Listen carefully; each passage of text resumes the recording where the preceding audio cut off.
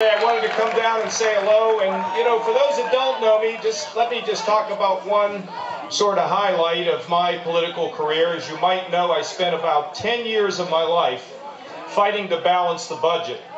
We went through thick and we went through thin.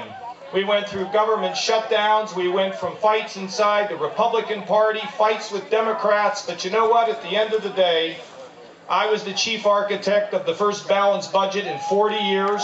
We not only balanced the federal budget, we cut taxes for the American people on investing and risk-taking, and we paid down the largest amount of debt in the modern history of the United States.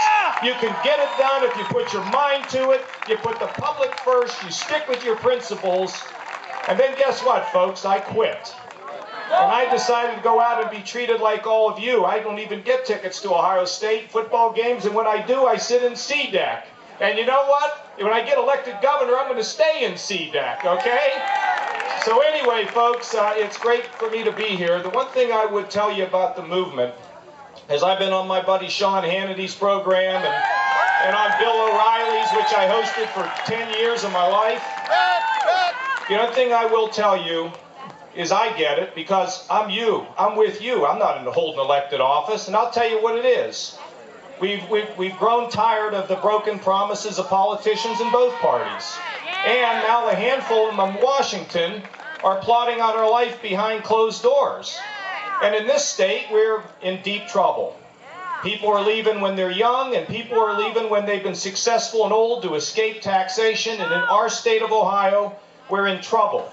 And the reason why I've come back into public life is because I want to dedicate myself to reforming this government, cutting the taxes in Ohio, getting the regulators under control, having the values in our schools that reflect our values at home, and fixing the state of Ohio and creating jobs and bringing prosperity back to our great state. Bill, I'm ready. That's not bad, John. That's not bad. That's pretty good. Would you be Bob Taft or would you be Ronald Reagan? I think Taft's, listen, in 1976, I was for Ronald Reagan before you were. You were for Gerald Ford, Cunningham, I know that. I was for Ronald Reagan in 1976 and 1980, and you know what, in 1982, and this is not about partisanship, because I know here today we got Republicans, Democrats, and independents, people worried about the future of our country. In 1982, I was the only Republican to win, and you know why, Bill? Because I ran with Reagan. Lower taxes, government is a last resort, not a first resort. Respect the flag. And you know what? It's okay to pray to the good Lord every single day. Thank you, John. There's only one Reagan, Bill.